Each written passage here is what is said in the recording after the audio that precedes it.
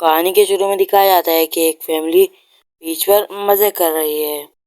फिर scene cut होके पता चलता है कि दोस्तों फिल्म के शुरू में दिखाया जा रहा है कि दुनिया में एक ऐसा वायरस फैल गया है जिससे इन्फेक्टेड हो गए लोग कुछ दिनों में मारे जा रहे हैं। वायरस की वजह से दुनिया में आधे से ज्यादा लोग मर गए थे। सिर्फ कुछ ही लोग थे जो किसी तरह अपनी जान बचाकर जिंदा थे।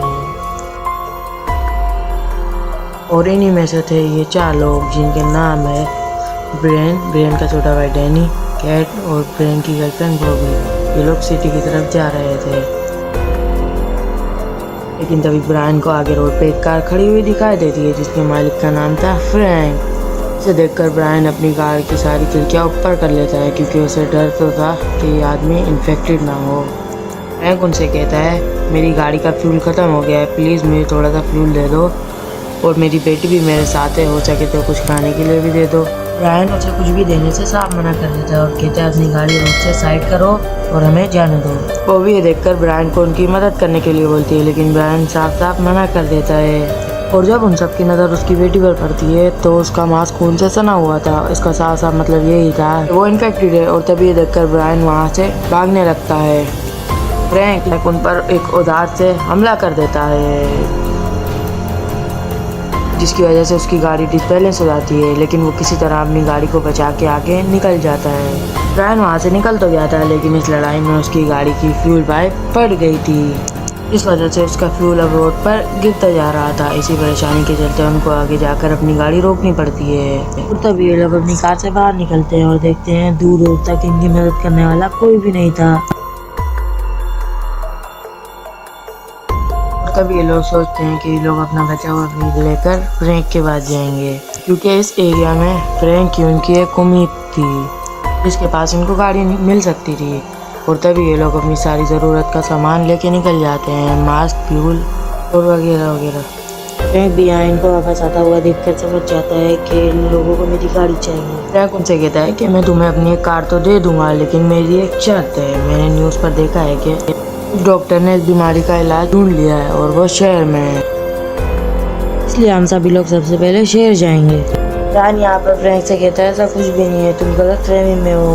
अभी तक इस बीमारी का कोई भी एंटीडोट नहीं बना है और मुझे लगता है ना कभी बनेगा।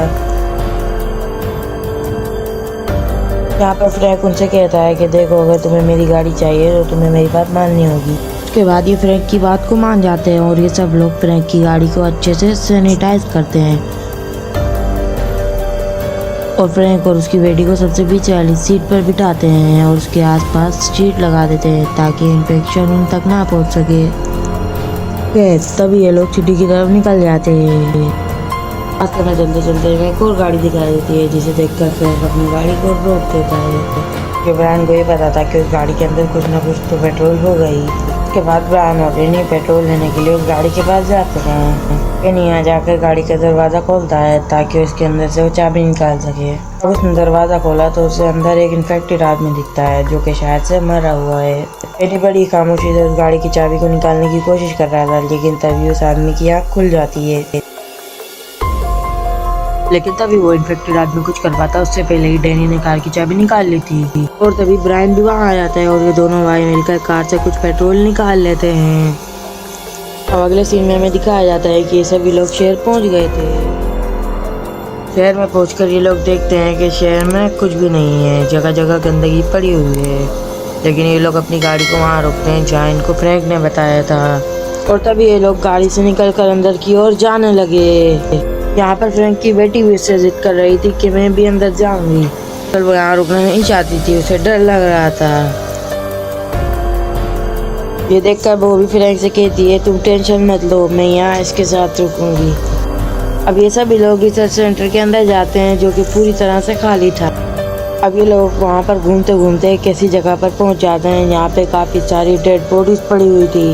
अब तभी यहाँ पर फ्रैंक की नज़र एक डॉक्टर पर पड़ जाती है और फ्रैंक ये देखकर समझ जाता है कि वही डॉक्टर है जो इस वायरस का एंटीडोट बना रहा है।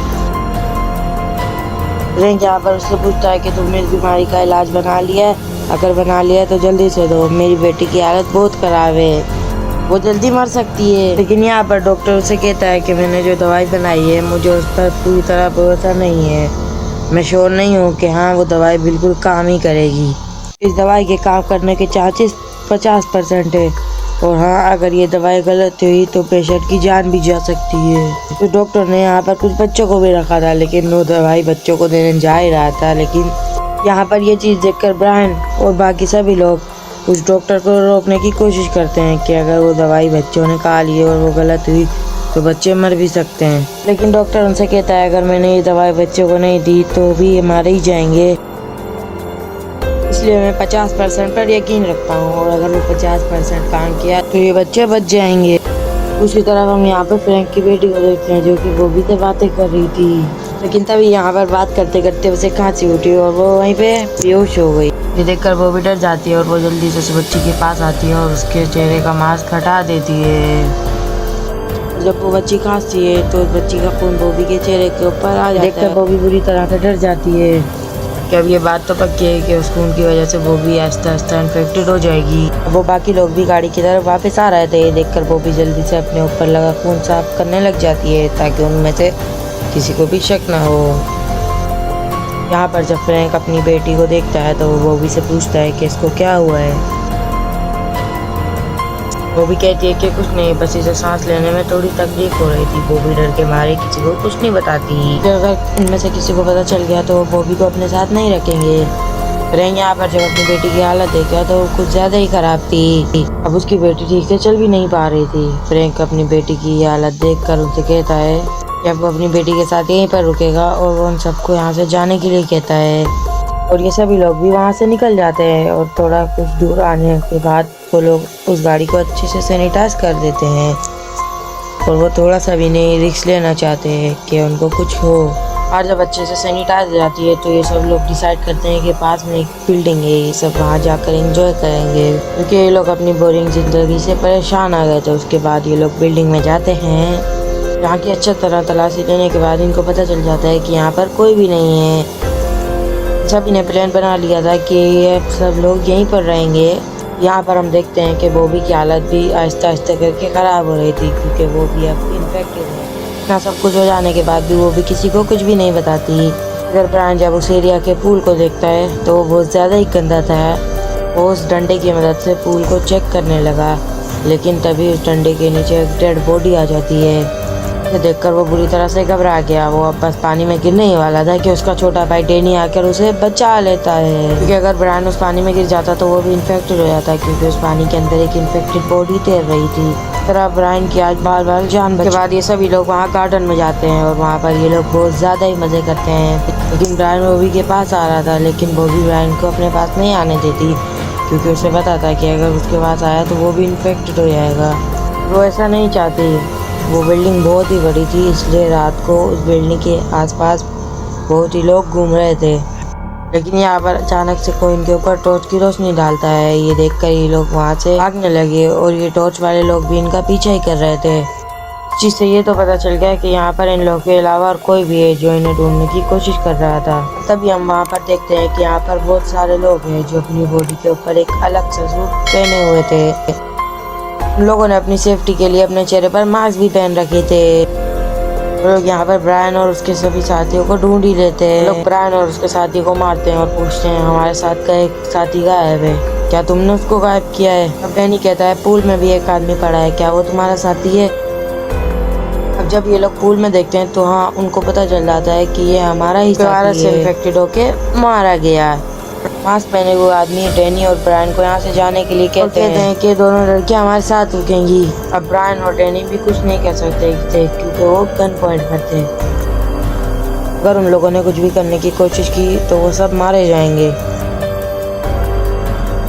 अब वो मास्क वाले आदमी बॉबी और कैट को उनके कपड़े उतारने के लिए बोलते हैं क्योंकि उनको शक था कि वो इन्फेक्टेड तो नहीं है। लोग जब वहाँ पर बॉबी को देखते हैं तो उनको पता चल जाता है कि वो भी इन्फेक्टेड है। उसके शरीर पर लाल तरीके का इन्फेक्शन हो रहा था।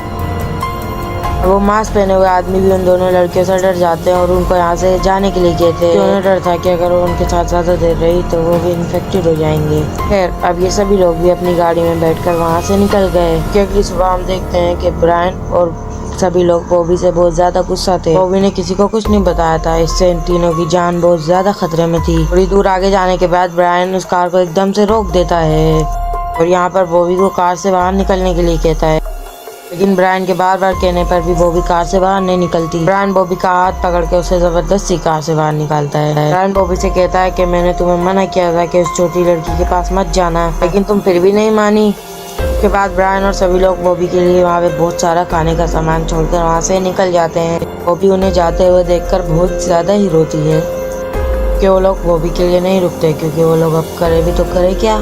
अगर उन्होंने बॉबी को अपने साथ रखा तो उनकी जान भी खतरे में आ जाएगी। थोड़ा आगे जाने के बाद ब्रायन ये नोटिस करता है कि उनकी कार का फ्यूल भी खत्म होने वाला है। तभी ब्रायन की नज़र सामने आ रही कार पर पड़ती है। वो उस कार को देखकर अपनी कार उस कार के सामने खड़ी कर देता है। ये देखकर वो जो सामने वाली कार थी वो भी रुक जाती है। दरअसल उस कार के अंदर दो बूढ़ी औरतें बैठी हुई थी। ये देखकर डैनी उन दो बूढ़ी औरतों से बात करने के लिए जाता है और उनसे कहता है कि हमारी कार का पेट्रोल खत्म हो गया है, प्लीज़ हमें थोड़ा सा पेट्रोल दे दो।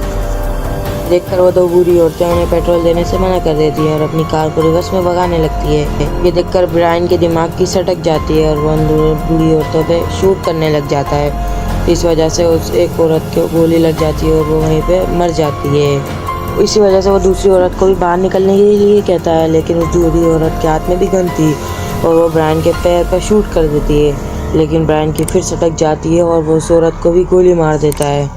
डैनी ने इस लड़ाई के बीच में ब्रायन को बहुत ही ज़्यादा रोकने की कोशिश की थी, लेकिन ब्रायन ने उसकी एक भी बात नहीं मानी। इस वजह से उन दोनों के बीच में झगड़ा होने लग जाता है। लेकिन जल्दी इन दोनों को समझ आ जाता है कि ये वक्त लड़ाई का नहीं है, कि वो दोनों बूढ़ी औरतें तो मर गई है, अब इनके लड़ाई करने का भी कोई फ़ायदा नहीं है। क्योंकि ब्रायन के पैर में गोली लगी थी तो उसे बहुत ज़्यादा दर्द हो रहा था। डैनी उसे गाड़ी में बिठाता है और ड्राइव करते हुए पास में एक घर में जाता है। जल्दी से डैनी गाड़ी से बाहर निकलकर ब्रायन के लिए दवाइयाँ लेने के लिए घर में चला जाता है और वो देखता है कि उस घर का कुत्ता अपने मालिक को ही खा रहा था और वो कुत्ता डैनी को देखकर उस पर अटैक करने की भी कोशिश करता है। डैनी उसे वहीं पर शूट कर देता है और दवाइयाँ उठा के वापस बाहर आ जाता है। डैनी अब ब्रायन के पैर से गोली निकालने लगता है, लेकिन तभी वो नोटिस करता है कि उसके पाँव में भी इन्फेक्टेड का निशान है। इसका मतलब यही है कि वो भी अब इन्फेक्टेड हो चुका है। दरअसल ब्रायन जब इन्फेक्टेड हुआ था जब वो बॉबी के पास गया था। कैट और डैनी ब्रायन को पीछे आइसोलेशन में रखते हैं ताकि वो इन्फेक्शन किसी और तक ना फैल सके। फिर अब पूरा दिन सफ़र करते करते रात हो जाती है और ये सब एक जगह पर रुकते हैं। यहाँ पर वो लोग कैंप फायर चला के आसपास बैठ जाते हैं और कैट डैनी से कहती है कि हमें ब्रायन को यहीं पर छोड़ देना चाहिए, कि अगर हम ब्रायन को आगे लेके चलेंगे तो हमारी जान को भी खतरा हो सकता है। फिर हम ब्रायन को देखते हैं जिसकी हालत वायरस की वजह से बहुत ख़राब हो रही थी। वो उनसे बातें करते करते सो जाता है। अब रात को डैनी ब्रायन के आगे से उसकी बंदूक और उसकी कार की चाबी लेने लगता है। जब वो चाबी लेकर गाड़ी को स्टार्ट करने की कोशिश करता है तो गाड़ी स्टार्ट नहीं हो रही होती। अब तभी वहाँ पर ब्रायन भी आ गया। वो डैनी से कहता है कि कम से कम चाबी तो सही ले लो। ब्रायन यहाँ पर डैनी से कहता है कि तुम मुझसे इस तरह बचकर जाने की कोशिश क्यों कर रहे हो, मुझे बताकर भी जा सकते हो। देखो मेरी हालत, अब मैं धीरे धीरे करके इन्फेक्टेड हो रहा हूँ, तो मैं चाहता हूँ कि तुम मुझे शूट कर यहीं पर मार दो। चलो जल्दी से मुझे मारो। डैनी ब्रायन पर गोली चलाने की कोशिश तो कर रहा था, लेकिन उसे ब्रायन के साथ बचपन की यादें आ रही थी। डैनी यहाँ पर ब्रायन से कहता है कि सब कुछ भूल जाओ, जल्दी से मुझे गोली मारो, क्योंकि मैं अब तड़प तड़प के जिंदा नहीं रहना चाहता। डैनी यहाँ पर ब्रायन को शूट कर देता है जिससे वो मारा जाता है और उसे बहुत अफसोस होता है और वो अपने भाई की डेड बॉडी को वहीं पर जला देता है। हम फिल्म के लास्ट सीन में देखते हैं कि कैट और डैनी एक ऐसे आइलैंड पर पहुंच जाते हैं जहाँ पर वायरस नहीं फैला था। तो डैनी ये देखता है कि ये तो वही जगह है यहाँ पर वो दोनों भाई अक्सर आया करते थे। पर डैनी को ब्रायन की बहुत ही ज़्यादा ही याद आती है। और इसी से एंडिंग के साथ ये मूवी यहीं पर ख़त्म हो जाती है। तो दोस्तों आप बताएं मूवी कैसी थी, और एक लाइक और सब्सक्राइब कर दे, बड़ी मेहनत से बनती है।